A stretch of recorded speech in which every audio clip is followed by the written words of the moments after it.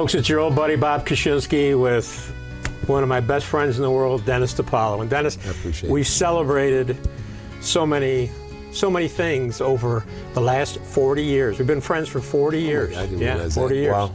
I know it's been a long time. We had dark hair and mustaches then, too. I do remember that. We had a lot going for us back then. Yeah, we did. And we wanted to do this interview before so we could still remember the stories. True, that's right. At some point, somebody's going to have to tap us on the shoulder, remind us what to talk about, but not today. So 60 years, not just in the restaurant business, but in the family restaurant business, which is different than just somebody buying and owning a small restaurant, mom and pop. You had your entire family involved in this operation from day one. And of course, it was all started by your dad, the great Ilio DiPaolo. So let's start at the beginning. Give me the Reader's Digest version of why and how your dad got in the restaurant business. Well, it was, coming from Italy when he had nothing and through his pro wrestling career, but in the back of his mind was, never to be hungry like he was in Italy. I mean, Italy isn't what it is today. People remember back after the war, there was nothing. It was devastation, no food, no jobs, no nothing. So that's when he came to America. The streets were lined in gold, but it wasn't gold. It was opportunity for him. His goal was, I never want to be hungry, and when he started seeing the restaurant and the families work together and that kind of stuff, that was his dream. So he started out with a simple pizzeria? Yeah. So, the first one, actually, as people know, that burned down in Lackawanna, 1962, I believe it was, and we were kids there. But then where was it? Right over, right in the corner of Willett Road and just down the street here on South Park in Lackawanna. And it was only open maybe 6 months before an electrical fire burned it down. It was in a little plaza. But the George Taylor here in Blasdell said, Ilio, you want to get back in the restaurant business? I got a lot of land here, and I can put a little pizzeria for you. And you can see by the pictures, it was just a little, 50-foot wide lot, and he put the building up, and he said, start paying me when you open up, So, wow. So it was a handshake agreement with MT Bank to buy the equipment. They said, Ilio, your collateral was your wrestling Friday night main event, handshake agreement. It's your name is your collateral. Because we lived in a trailer park and a Cadillac to get from one arena to another one. That's all we had. And so that's kind of how it all started. But his dream was always the family work together. And, as you talked about the different dynamics of family operation, I mean, it was always tough. Tough for my father, tough for my mother, right? Then as kids growing up in the business, you're never home, so we had babysitters. I mean, I'm in high school, I got babysitters. It's like, they didn't trust us, right? I mean, but it was that kind of thing. You're always working, Well, there are reasons why they didn't trust you, but we won't get into those stories. So, was your dad still wrestling when he started the business? Yeah. In 1965, he opened up January 3rd, and then he retired on the Ernie Warlick show right after Thanksgiving. That Thanksgiving Friday, he went on and retired after his match, and that was it. At that point, he had holiday season was coming, business was starting to do good. And Ilio being a popular name, people wanted to come in. Where's Ilio? Where's he seeing? And he couldn't always be on the road, the wrestling. So, and he had many operations on his ankles. So as we do remember, his polio as a child, then his crushed ankles that he had. So he had a lot of physical disabilities that were going on. That people, he covered it up very well. And even at 39 years old when he retired, he was pretty beat up, Well, 39 years old, it's still an older age to still be a professional wrestler. Oh, yeah, absolutely. I mean, today they're going, I don't even know how some of these guys last long, but it's a different time. Yeah, there's medications involved now that your dad never heard of. I remember your dad told me countless stories, some great stories, but one of his ways, he didn't go to the gym when he was on the road. He did chair push-ups in the room. Yeah, push-ups. And then I remember his kids on the side of the road, they'd be pushing the car. He'd put a neutral, push the car here, and then push it back, ropes around the trees and pulling the trees and pulling the cars. It's like, and my mother and I, my sister, little Barb, we'd be having picnic on a blanket while he's there working out and doing his push-ups and his squats and pushing cars to stay in shape. So your dad had a built-in marketing tool, and that was he was already well known for his professional wrestling career. I mean, even as a young kid, I knew your dad's name. I knew all the guys that wrestled back then, and Tony, the Italian Cannonball Parisi, and Dominic DiNucci, and Bruno, and all, and all the Fritz von Erich, and all those guys. And your dad, because it was on television, they would wrestle Friday nights at the Yacht, and then Channel 4 would show the matches on Saturday. Yep, Channel 2. I believe it was Channel 2. Channel 2? Yeah, but D'Angelo was the producer. But at the same time, they had Saturday, but they would never show you the main event.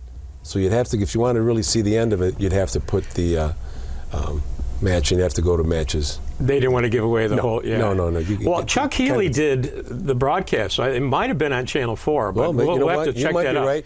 I just remember Chuck was a Channel 4 guy, and I used to watch Bill him. Mazer, then Channel 4. You might be right, Bob. Again. I don't get this at home. So I don't want to jump ahead, but we will talk about your dad's media relationships because they were key, I think, in your success. So he's got a pizzeria. Mm-hmm. At what point does he decide we're going to do more? Well, we started with four employees, and then the Larcella family got involved, and the people around here that were starting to come to us, the Cola Franceschi's and the Koshes and all, and these ladies would be coming in to cook, and Italian ladies would start, and the Sarah Silvestrini and Mary Woodseck and all these people, and the Delkoffs and all, these ladies that I would be working with at 10, 11, 12 years old started coming in and being able to add some recipes, and then there was Sam Faso that joined us. So the more talent that he accumulated, the better it was, the more we expanded the restaurant, and that's kind of how we continually grew. So you expanded the menu, but when did he actually expand the physical structure? The 1968, we added on this other room and the other dining room there too, expanded out that kitchen there. So, even now when you look at it, oh my God, everything was so small. But yeah, back in those days. But he had the vision, knowing that in the future, the families were going to outgrow the backyard, the basements, where everybody was doing all their parties back. When you remember when we were growing up, everything was done in your basement or in your backyard. Right. But he had to foresight, someday these families are going to outgrow that. They're going to need a place to gather. And that's when we started going over, expand this out. And before you know it, one thing or another, we use it as a dining room, use it as a banquet room, so it was kind of, it worked out. That was the beginning of a great success there. Well, and you touched on something that I grew up with, and I think if you were Italian, if you were ethnic, if you're Italian, if you're Polish, mm-hmm. Your celebrations were, I had an Italian grandmother, and everything was in the basement. They had a stove down there. They had a refrigerator down there. That was the second kitchen. Paneling, exactly. Yeah. So, but as the families grew, you're right. They couldn't have the first communions, the confirmations, rehearsal. What you needed not just a bigger facility, but one that you liked the food. Exactly. Yeah. The one that you felt at home with. Right. Ilio, you make sure it's good for me. This is my daughter's wedding, or this is my, the communion or first birthday, whatever. I can't get over how many first birthdays we get. Right? But like even my son Ilio's, we had 150 people at it. You were at it. It's just like, holy cow, 30-some years ago. You got 100-some people for his first birthday party? It's like, that's not the norm. Italian. No, that's not the norm. It's in Italian. Well, not even for Italians, that's not the norm. That was you doing a first birthday party. Well, you guys waited a long time for Ilio, so that was a special day. That was a very special day. No doubt. So your dad's growing, but your dad literally knew nothing about the restaurant business when he started. So how did he accumulate all this wisdom? And that's where the wisdom comes from, the people surrounding him. One of his best friends in Kumbari, Pat Bonatarabas, who's like a second father to our family to this day, was there like, Ilio, we can make this, I'll be there to help you. Pat, not only helping build the place, but bartending, whatever my father needed. Give my father a break in between stirring the sauce, and Pat would come in from the plant and close up the restaurant for my father so he could go home and get some sleep in between the busy times and the preparation of the business. So Kumbari Pat was a key part in our lives and our family growing up to this day, making the homemade wine and seeing all the generations come together. So that was a big backing to my father, knowing that he had the backing of not only Kumba Pat, but that whole community. He had the Colellos with him. The Bing Colello was his insurance man. Mr. Macna was his accountant that he would know. And I always laughed. I tell the kids now, it was amazing how your grandfather, Mr. Macna, could understand what my father was saying with his Italian accent. But, okay, Kumbar, can I do this and that? And then, when we go to the bank, my father, I always tell M&T people, my father invented home equity before home equity. Hey, Kumbar, the money I gave you the past 5 years? I need it back. So, and that's how we expanded. And then they go, okay, Ilio. And I remember he took Gene Yurkovich, the one M&T bank manager. Interest rates were like 10%. Kumbar, I can't afford that. He'd bounce them up and down a couple times. He'd get it to 9.95. So it's like, it was just, but my father and mother had great common sense. They knew if the dollars worked and if it didn't work and what did it cost. And, and it was, and that's how it started. But then as it got more and more involved and people there, then you needed to start costing things out, because then that's all the things you don't realize, right? know, the utilities are this, your product food jumped up here. All these intangibles that kick into the business that you have to prepare for. So that's where the key people he had with him helped him, you know, develop and continue to grow knowledge of the industry, which is great. I'll never forget when I got out of college and he joined him, the first thing he said, it's right in one of his boots, he goes, "You're going to join the restaurant association." I go, I'm just out of college, I'm 20 years old. I'm not. I mean, I'm not going to go to meetings, you know, once a month. Tuesday nights, they're Tuesday nights? Oh, I got softball Tuesday nights and basketball at the McKinley. I'm like, no, you're going. So he sent in John Fortini. I don't know if you remember, big John Fortini, big A comes in, and he's got his Cadillac outside. He says, "I'm here to pick up Dennis, let's go." My father, "Get going." I go, "What?" He goes, "Get going. You're going with him to the meeting." What? And that's, you know, he goes, because I'm telling you, if you're going to be successful, you got to know your business. If you don't know it, you're going to be out of business. So remember that. Your dad always talked about how important education was, and his education, because of his, and we don't have enough time to go into his history over in Italy and the war and the whole thing, but his educational opportunities were limited. Very. So he really valued people that had that book learning, so to speak. Oh, yeah. But he also was successful in a business where the profit margins are not good. Right. They're not good profit. No. A lot of people want to get in the bar and the restaurant business, and they soon find out. What are the statistics for how long most new restaurants or bars stay open? Well, you know, if you last 5 years, it's like, you know, you're one of like 20%. You know, so it's like it's not a very popular thing today. You know, so I mean, but he knew, you know, you grew in those days, the harder you worked hard, you could overcome, you could make it happen. And that's where the family structure came in. Us as kids, my sister Barb, my brother Michael, Lisa, everybody worked here, you know, nieces, nephews. So that family structure was always there. That was understood. That was like, you're automatically coming. You know, now I'm working on the grandkids now, and they still think, "Oh, what do you mean? I got," you know, no, everybody, you're tall enough, 12 years old, to reach the dish machine, you're doing dishes in the pot. So that's kind of always been a key way to control your costs, control your family, keeping everyone together. And it was, we lived and learned through the knowledge. And your brother Mike went to culinary school. Yeah, absolutely. And my brother Michael actually went to Ashland College for wrestling, and he was going into restaurant management. They had a great program at Ashland. But after a year, he said, "You know what, though? I just want to cook. I just love cooking. I'd rather do that." And then Raul Sortini got my brother in Nella Butte, got him into the Culinary Institute of America, and where he went out for the 2-year program and became a graduate from there, and you know, it was great. So and it worked out great. I mean, because my brother and I took care of the front of the house, he took care of the back of the house. I didn't have anything to worry about. You know what? I mean, he knew, you know, so he'd do the cost. He knew all that stuff. That it was, you know, the knowledge business. You know, my thing was make sure to get the people in here. So, you know, my father said, "You got to get involved in the Chamber of Commerce and the hospital boards, Chamber of Commerce's boards, the Rotary clubs, Lion clubs, Kiwanis club." That was the marketing end of it. Go out there, and my father said, "Get out with the people. Get out with the people." There was no social media then. I mean, you could put an ad in the Buffalo News and, you know, whatever. But the biggest thing was, we used to tell my father, "Dad, when you go to one event, you're going to see 300 people, and they're all going to know Ilio DiPaolo was there." You know what I mean? So here, it's worth the ticket for you to go. You know, so. Your dad was definitely on the banquet circuit. I mean, any sports night, any father-son communion breakfast, your dad, you know, spoke at all those events. And your dad, and that's what I want to talk about, your dad had a great relationship with local media, print, radio, television.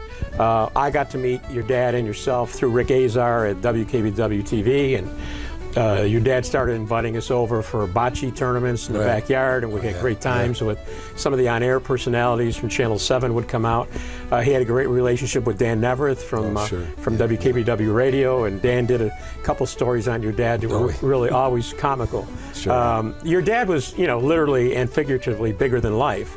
And he was like on everybody's list for if there was a big professional wrestling match coming up or something going on, they would come out and interview your dad and give him some airtime, which obviously didn't hurt the restaurant. Yeah, no, it was great. And yeah, and it was, he just, you know, you probably know better why the people attracted to him better than me. I mean, it's just kind of like, yeah, he was always accessible, always there to be with the people, and he knew how to have a good time and have fun with it. It just wasn't about boom, boom, boom. He was just, you know, if we're going to do this interview, We're doing wine, right? I mean, so I mean that's kind of the way he was, and you know better than I do what the media was looking for through him. But. Well, in the '80s, I was asked to do a week-long series on professional wrestling, and Rick said, "Well, I'm going to do one of those." You know, it was a 5-part series. Rick says, "I'm going to do one part. I'm going to go and interview Ilio DiPaolo because we're great friends," and that's sort of how I got to meet your dad, and that all started, but. Then AM Buffalo decided to have your dad and myself on to promote this series. Well, I had nothing to say. I mean, your dad knew everything. I mean, what would they ask me? You know, right. This kid from Niagara Falls. But it was such an honor to be with your dad on the show, and I still have, you know, we're showing some highlights of that. So the restaurant's growing, and then your father decided it was time to seriously get into the banquet business. How did that come about? Well, you know, once the steel plant started going down in the early '80s and stuff, so. Instead, well, so what are we going to do? Now we're not 2-3 deep at the bar anymore. You're not, you know, the lounge and people, it's just like people losing jobs, so what do you do? So my father says, you know what, why don't we increase, they're still going to have weddings. People are still going to live. Let's increase our banquet room to accommodate, because at the time, Tony Skatulski was with the Buffalo News, and they did a study, and they said Southtowns is fire hall city. There was no nice banquet halls in this area. We were, you know, so my father expanded out, put on a 200 and 250 people banquet room that we did in the '80s, and to generate wedding business and large functions and banquets and stuff like that otherwise you were just going to a fire hall to do. And I remember when I was catering at the Woodlawn Fire Hall, we did 54 weddings there one year at the Woodlawn Fire Hall. I mean, now we don't do any. But, you know, things transition. But my father had that foresight to do that. And I remember we didn't even have the money for that. I mean, it's like, where's that coming from? And my father, you know, sat down, my brother and I, and said, look, okay, kids, I mean, we need to put up our homes. We need to put up everything, you know, and that was a tough decision. I mean, for, you know, all of us, I mean, us kids, we're all starting to go. We each got our own homes. We each got our thing. It's just like, all right, we've got to put it in there. But, you know, in the back of our minds, you know, we said, look, you know, Michael, Dennis, Barb, all of us, you know what, we're going to make it happen. We're going to make it, we're not going to go out of business. We're going to make this happen. And we all did. We all worked it together, and, you know, kind of that's how we've learned to that, and that's been a key part. Now we've been ranked number 1 or 2 for the past 7-8 years as the number 1 banquet hall in Western New York. We're doing 1,400 functions a year here, so it's a lot. And that brings me to another point, to clear up the myth that, you know, if you're a successful restaurant or tavern owner, that you have a vault where all the money just sits in the vault. Your money's in this building. Your money's in this business. Yeah, absolutely. Yeah. Yeah, it's like, you know, you don't make one night and go, oh man, we got it, so here's the vault's full again. No, it's a nickel and dime business, as you know, by the statistics. Everybody knows it, but as we talked earlier, but that's how you continue to look for areas to grow, to help. Yeah. But it's a continual investment into your life that, you know, you can eventually, you know, have something to be proud of, and whether, you know, if you don't have family to turn it over to, you hope that you'll be able to sell it off or have someone else come in and purchase it from you. So, I mean, that's your retirement. And your dad had a great relationship, not just with the media, but with the Buffalo Bills and the Buffalo Sabres. Yeah, I mean, through the years, I mean, it was just ironic that we were celebrating the Bills, you know, their 60th anniversary of themselves also with the AFC Championship. But it all started right up the road here at the Regency, where they used to practice. And as a 10-year-old, I remember I still got my little blue book with the autographs, you know, Cookie Gilchrist and Edward Kowskin and Booker Edgerton. And that's when, and they would come down here after. And in fact, they presented me with a plaque here at the anniversary about, Dennis, this is where it started.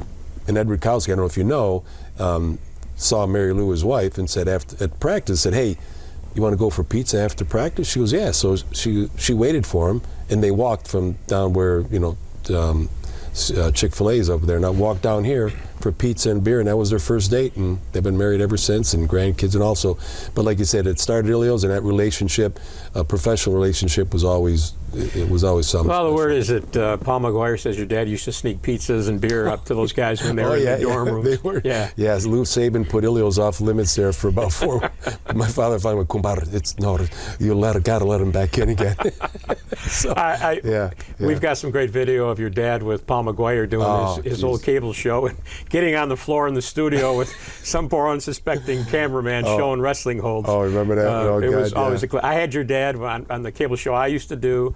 He was you say, you know, I would know better. Well, he was a terrific guest. I mean, the stories your dad had were I mean, they were better than fiction. They were better than fiction. Yeah, I bet. So your dad was, a huge part of the community. Your family was all involved, and I was along, for a short part of the ride, and then undoubtedly one of the worst days in your life was your dad suddenly was taken from us. And I had to imagine you and your mother and your brothers and your family, your sisters, you must have wondered what's next after that. Yeah, we absolutely did. And, my brother, we all assembled. I mean, when we lost my sister and my niece, Lisa and Tara, business dropped 50%. And my father said, you know what?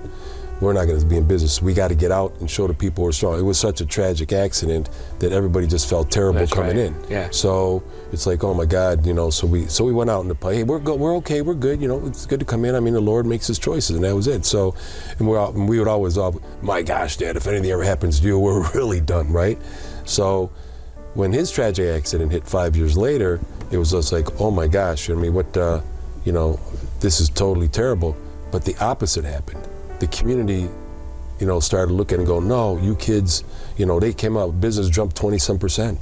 People were just coming in, no, you kids be successful, you guys got to make it, you're going to this. So they were there to support us in every way possible. The outpouring at your dad's wake and funeral service, I've never seen anything like it. It was truly unbelievable. And you've told the stories about how many people came up to you, complete strangers, and told you things that your dad had done for them that you were not aware of at all. Yeah, no, it was. Those lines of those couple days, you had the days of the 2-3 day wakes. One right after that, I feel terrible that, people waited in the rain. It was just one of those, not realizing, but they just wanted the outpouring, like you said, of love and the respect and things that he did. It's just like, wow. So the Lord had to wait, working around that. Share the story of Rick Azar calling you the morning after your dad passed away. Yeah, when he called and said that Dennis and actually came over and talked to me personally, and they said, he goes, hey, listen, I know this hurts, I know it's terrible, but this is the only way your father could have left this world. You understand that? The Lord has bigger plans for him and everything else in His name, so the Lord had to take him the way He did. That's the way it is. And and I often think about that, and I go, oh my gosh, right? And I see how, even though my mother passed away at 89, and how, the last few years is tough suffering to you, and I can see where the Lord and everything He's done in these past 30 years since He's been gone, His name has done so much, and I know you're a part of our scholarship fund too, but it's really your dad evolved. Was, 65 when he passed? 68. 68. Yeah. See, he didn't even seem 68 years old. He was so vital, still so vibrant as a personality. And you're right, and I understood Rick's wisdom, but it took me a while to really get a handle on what he basically meant was your dad will always be remembered where he was at the peak, the peak of who he was. Right. And if he had grown into his 90s and became frail, and it would have diminished what he had built up to that point. And I know I know you're very proud, and I'm very proud of the Ilio DiPaolo Scholarship Fund, because that's something that a whole group of us did afterwards that has grown. It's hard to believe that we're closing in on 30 years. Right. Yeah, we've been blessed with that. From the Bills and yourself and the media, like you said, the Bills, the media, everybody came together and said, hey, this is the beginning. And it all kind of fit into what Rick Azar said the day he died. He said it had to be this way, and that's what it was. And we've maintained all the way through. So my brother and I and my sister and our whole family has continued to make the restaurant as successful as we can. Our friends like yourself and Bud Carpenter and them have all continued to make our scholarship fund, as strong as it can to continue my father's efforts out in the community. So together, we've been a wonderful team that the Lord has blessed us with, and here we are, 60 years anniversary of Ilio's. So the committee, the scholarship committee, we've raised well over $1 million, and it's not, some goes to high school seniors who are wrestlers to go on to college. Some goes to so many organizations. How many organizations are we helping now? Oh God, every year we try to move it around or two, but we have at least over a couple hundred, and that's just through the scholarship fund that we've done. Right now we've been focusing on the crippled children, the Center for Handicap. We've been focusing on greater adaptive sports, and we've been focusing on the Special Olympics kids and all. So those have been the three groups, and it's evolved through the years where we've been helping out. Children's Hospital for years, when we did the wrestling. We raised them over 300,000. We can't forget Wrestling Legends at the Yard. Oh my God! Give us the Reader's Digest version of Wrestling Legends at the Yard. Yeah, a bocce punch at Jim Kelly's house with Mark Stone. He's running the auditorium at the time, and says, Dennis, we're getting ready to close the Yard, and but I'd like to close off the event. We haven't had wrestling here in like 8 years. what do you think about getting some of the wrestlers together? I go, well, let me check out and see. So we contacted over Bocce Punch of Jim Kelly. So anyway, ended up contacting WWE. Never really heard back after. Well, don't just gloss over it, because I think this is key. The WWF was not interested. No, they weren't. The WWF, which is now the WWE, right? The WWF was the biggest pro wrestling organization in the world. Right. Yeah, they weren't. And interested. they had all the top name stars, and they weren't interested. So you called the WCW, which was on their way up. Yep, WCW. It was with Zane Bresloff was and did it with the Destroyer and Mike Tenay, and we did a conference call from the Village Glen up in the tennis center there with the speakerphone. Okay, yeah, this is us here. You're sitting at the table, and he goes, yeah, and he goes, we want to close a wrestling event, but he goes, all right, what day? I go, well, we're kind of wrestling was always Friday night. We'd like to do a Friday, so how would that work? June 6th. Yep, okay, yep. Well, right now we don't have any money. Don't worry about it. We're like, what? And it was like, yeah, don't worry, the boys will be there. And they came in with the giant, remember Lex Luger? We had Ric Flair, you had the Macho Man, you had Diamond Dallas Page. I mean, we did have some great name recognition wrestlers, but it really had little to do with that. Because we also honored Bruno Sammartino. All the legends came back. All the legends came, Dick the Destroyer Beyer, and Dominic DeNucci, and Ernie Ladd. I mean, the list goes on and on. But it was really because of your dad. I mean, so many people wanted to come out to be at this last event at that historic auditorium where your dad wrestled so many times. And you always tell everybody there were 16,000 people. I know there was 13,000 paid. I think 3,000 of your friends were at the back door. And that was the only time Bob Koshinski, famous TV and radio announcer, as one pro wrestler once called me, got booed. I had to go in the ring with my nice little tuxedo on and tell the crowd we weren't ready to start. They were throwing paper in the ring, booing me. That was funny. Because there were still people outside waiting to get in. So many people were there. It was unbelievable. I mean, remember we thought we didn't do good. We sold 8,000 tickets opening day, right? Yeah. And we go, oh, man, that's terrible. So Zane brought, you guys sold 8,000 tickets. Like, wait, we had no idea. That's remarkable. We had no idea. We ended up outdrawing our Monday night shows, outdrew the NFL, outdrew WWF at the time. Well, and we went great, we did, 5 or 6 shows, and it moved from the auditorium over to the brand new arena. The WCW was always so generous. They always gave us the first part of the show to do our thing. And we had wrestling matches with... we had Art Wander and Danny Nevereth and Larry Norton and Rob Lederman. They were all part of the entertainment beforehand. They would become tag team partners. We honored some great people. We honored Basilio and all the guys. Right? Gary Costanza, the late great Gary Costanza, got honored. He was part of the first show. But I remember we had every radio and television station of any consequence in town running free commercials to promote our events. That would not happen today. Well, it was remarkable. A lot of testament to you also, because I mean, bringing everybody, all the media together in the name of my father to raise money for that. And I'll never forget that night, standing there with Elsie Daw from Children's Hospital, her and Susan Spanitz, and going, Sears 16, every seat's packed. Finally, Mark Stone said, remember, there's so many people, just let them in. I mean, the alleyways were packed. It was unbelievable. I mean, by code, they should have shut us down, but it was everything out was packed. Everybody's just screaming, having a ball. And they look at me, Susan and Elsie said, hey, we have to do this again. I go, oh no, we got lucky this one time. We're not going to do this. No, you don't understand. These people are supporting Children's Hospital. We need to do this for the kids. And that's when we raised all that money. Right. Everything we made, we split with Children's Hospital. All the time, and that was a big key. And the very first one, the athletic commissioners were giving us a hard time, and they didn't want to let some of the wrestlers wrestle without physical. And in typical Dennis DiPaolo, you learned from your dad. You told your beautiful sister Barbara to go over and sweet talk those guys, right? I said, Barb, the guy over there, he's looking at you. Go say hello to him. So, and it worked. Tell him how important this was. Next thing you know, it's like, okay, you guys can go on. So, it was funny, but it was good. It was. You use every tool in the chest, oh my gosh, no doubt about it. And then my brother Michael and Don Spaziano, they got all the restaurants to do the food up in the Odd Club. It was pretty cool that everybody donated. We did. It was when we would do our events, it was like the circus came to town because we would have an event the night before.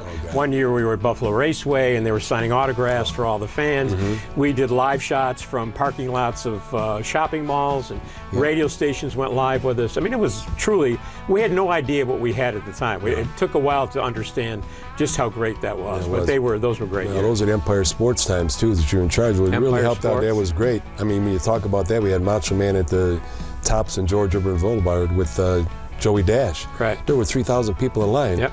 The Destroyer looks at me and he says, and Macho Man is signing on, he goes, you know, even if he just spends 1 minute with one person, 1 minute, you know how many autographs it is? I go, 60. He goes, yeah. Well, we had him here for 2 hours. How many people do you think? I said, oh my God, we're never going to get these people. No. So, you know, I said, thank you, Destroyer, good point. So we went and, Joe Dash and went and made 2,000 copies of the Macho Man signature and picture, went handing them out, telling people, from here on, you're probably not going to get an autograph. Right, but here's they didn't leave. They didn't, still didn't leave. Joe and I were looking, are you kidding me?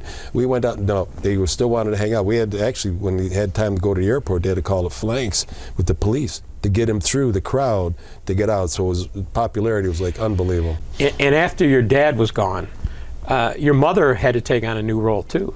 Oh, absolutely, yeah. The matriarch of the family. I mean, she was the glue. So that was a major thing, and she was a strength behind everybody, and she would always wonder, why does the Lord keep me here? I want to be with your father. And she did that for 29 years, you know, and every day. I mean, it was just, we always, how did she live in that house by herself? But she was the glue of the family. I mean, she was the one that kept us always grounded and kept us always, you know, okay. And she just had the sweetest, greatest heart, you know, and her giving and her guidance and her calmness. And she had a support group of friends and family that kept her occupied. Yeah, I mean, from the Gilmartins, the old Rotary Club friends, the Palombos, Gilmartins, Macalusos, and Maybachs, and Stylskis, and all. Well, she had a group of core people that, you know, we call it the Friday Club. The Quinzall would come in every Friday, have dinner with her, but you know, and that was the thing that she always established, and so that was your ground floor was always solid with her, you know, and sorely missed because she was just such it's calming to go, and nothing like stopping at Graham's house for a cup of coffee or stop or grab an apple or see what's in the fridge, you know, whatever. And you know, it was and that was a tough loss there too. But you know, we finally, when she passed away, we thought, you know, the Lord, you know, finally gave her peace because she was happy there. But her big thing was, is everybody happy? I said, Mom, the family's all happy. You blessed us. You know what? You took care of everybody. Did I take care of everybody? Did your dad and I do good? Ma, you gave us a great ground floor that, you know, what we can be more grateful for. You know, everybody's doing well. They're all doing things. I mean, every family goes through tragedy and has ups and downs in life, but she kept it grounded, that she knew how to balance it out, the ups and downs in life. So, yeah, she was a major part in us fulfilling over the next 30 years without my father. And she would compliment me and say, oh, you were like another son. And that used to make me nervous because I thought you'd put me to work. I'd be in the kitchen next to you. Oh, yeah, you and Bud. Oh, Bud would bring over her homemade Baileys and the things, you know, Bud, you forgot about me. He goes, oh, miss, I'll be there. You know, it's like, I mean, it is funny, but yeah, she did. She just loved that whole family thing. Remember, we would have the Labor Day over there at Hibachi because she wanted to hold on to the old school with, like, my father as much as she can. And as we all get older and our families grow, you know, by the time we go to the in-laws' house and the outlaws' house, you know, you're split up, you know, so it's not like you were before. But yeah, she was something special. Now we've advanced. We're talking about just 20 years ago. Wow. Hard to believe. So 20 years ago, but the business, there's been so many challenges for you and your family, not just you, but any restaurant owner. And of course, you know, you had a change in dietary needs. People decided they couldn't eat, you know, your pasta. You know, they needed gluten-free. So you had to change for that. You're constantly changing your banquet rooms. You've redecorated. So now we're bringing you up to the speed. So you got Mike and yourself, and I don't want to leave anybody out, but you're bringing your son Ilio into the mix, correct? Yeah, exactly. Yeah. And Ilio is this handsome, good-looking young man who had an opportunity. He could have been a marketing person with the Buffalo Bills. I know he did an internship. Did that with Russ. So tell us about, how do you bring the next generation into the fold? Well, you know, it's always, you know, you want to make sure, because it is a lifestyle, and it's a huge sacrifice that, you know, your life is kind of, this here is first and everything else second, because you can't feed your family if you don't have a job. So it was kind of like, so we had to keep this maintaining going. But we had him up at the Bills working, with Russ Brandon being there. And I never knew that he did it for about a year. And then Russ says to me one night at one of the events, he says, "Hey, your son is leaving." I go, "He's leaving the Bills?" He goes, "Yeah." He said he's going back to join the restaurant. I go, "You never told me that." He goes, "Yeah, I told him I'd love to have him stay with me and work, but he's time to move on." I go, "Really?" So I said, "Ilio," he goes, "Yeah, it's just, I don't want to waste anybody else's time. I want to get involved in the restaurant with you and Uncle Michael." And I said, "All right, great. It's always good to bring the youth in and bring the stuff in there." And it was great. So it was a good injection. But like I was telling with our staff, not all of us are always going to agree. My brother and I would argue every day. Just the way it was. Your thoughts, our thoughts, this and that, cost and on. Now we bring a third one in, my son Ilio. And again, his ideas are different, traditional, different things. So it was kind of, but again, we kept growing, So the market, the new ideas, the fresh ideas are starting to come in. So, because especially after the loss of my father, when, like I said, we talked about that, where we hadn't, well, we knew we can continue to work hard. The community had our back, but everything started changing, right? So the new decade comes along, and the new century comes along, and dietitians, the laws change. Like I always told my son, two things control this business more than anything: Mother Nature, number one, and the government, number two. So, and that's kind of dictates your pricing, dictates a lot of things. So, and he's learned that through the years.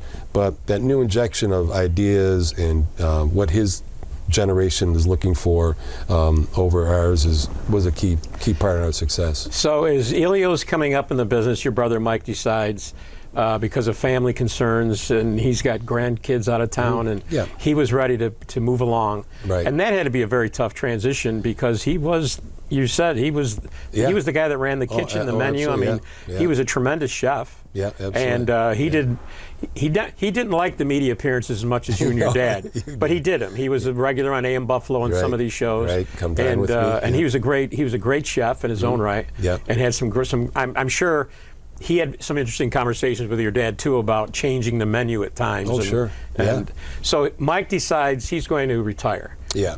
So how did that change your life? Well, it's like, okay, wow, really? It's like, where do I go? But he thought it was at the time. His daughter's doing really well, starting a family in Washington, and getting married. So, and I understand, Patty's ready to retire. It's tough to shuttle back and forth. Yeah.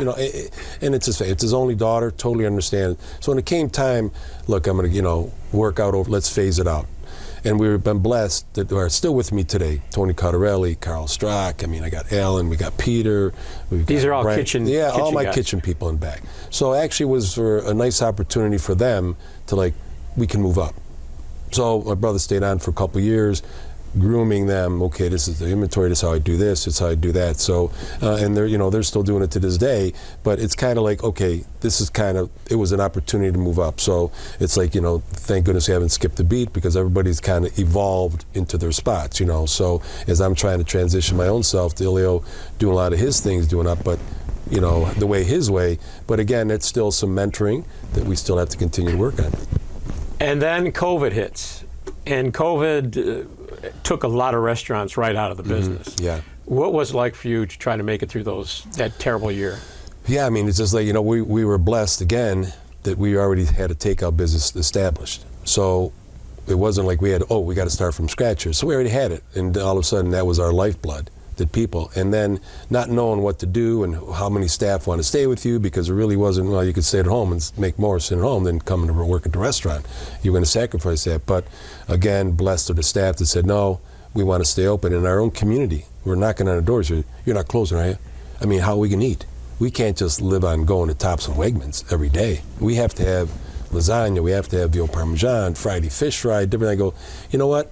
These people are right. And that's when we realize that our industry is a vital part of our economy. We're part of the business world that has to survive, and without, what do they call us, essential workers? Because we had to feed. Then we found out we're not only feeding our own communities, now we're feeding the hospitals, we're feeding the public servants that are out there, the police, the fire company. So we were all over the place, serving people, and that was a lifeblood. We worked every day. In fact, we worked even harder now, because it was like every day, okay, let's gear up. And then you couldn't get product, and then you couldn't get this, you couldn't get that, and so you're trying to, every day you had to adjust and adapt. So it was a very difficult time, and we just, like I said, I would tell everybody, okay, let's just plow through it. So this core group of 20-some people of our staff that stayed on with us. Okay, let's go. So every day we'd come in, and then we'd all sit at the end of the night. Well, by 7, 8 o'clock it'd be done. We'd all sit and have dinner, and like every night, Ilio and I would be sitting at the bar and have, eating. Well, that was a while. That was a while. What do we do tomorrow? Yeah. So it was a time, and that's how we were fortunate enough to survive that, because of the community and because of our staff. And now you're out at Woodlawn Beach. Mm-hmm. Yeah. So the summers, not that you didn't have enough to do already, No, yeah. but now you've got another place to run in the summer. Right. I know it's our good friend John Palmer from Blasdell, and they've been in business 59 years now themselves. And when the town was leaving and closing it up, the state says, look, we're just going to go back and make it like a nature preserve that it was before. Beautiful lodge. We've been catering there before. It's like, with this, I go, John Palmer said, look, we can't let that go. It's Blasdell. I mean, it's 14219, 1 mile from us. How do we let that go down? You're right. And it's been and plus we like the bank facility there anyway, a state park in your backyard. I mean, an opportunity to go and do it. So it's been fun. It's a challenge, not only with the weather, more the weather than ever, because during the summer, go to the beach if it's not perfect, you ain't going. So, but it's still a fun part, to do, and it's something different that I love going there and checking how's everything at lunchtime, 12 o'clock, I'll grab a hot dog and then I'll make my way into the restaurant. But it's pretty cool. in the winter time, you've got to worry about the weathermen shutting you down with snowstorm alerts. In the summertime, you got to worry about the rain. Exactly. Yeah, I know. It's funny because I talked to Richie Alberts and out at and Kelly Burlow out at Sunset and the Paladinos and the weather. We're all in the Turtle Joe's at Baylor. I go, man, the weather, Dennis, we're all in the same boat. I mean, we all lost 29 days. As soon as it rains, it's done. Is there any other name you want to drop? I mean, you're the king of dropping names in the conversations. I am. I don't know. It just comes to my mind.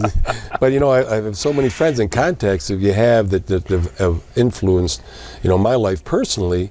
That you always want to feel grateful for that. Believe me, and that's what I want to keep my mind always working as best because I hate to forget anything. And I feel like a Mameluke. I guarantee when we're done, you're going to go, oh, I forgot Joe so and so. I forgot. So let's give a disclaimer right now. You didn't mean to leave anybody out. Not at all. No. Not at all. Everybody, No. You know how important you are to me, so I appreciate that. So thank you. And that was the one thing, and you learned that from your dad. I remember when we used to come in here, and your dad would always make everybody feel like we were best friends. Yeah. He'd come to the table.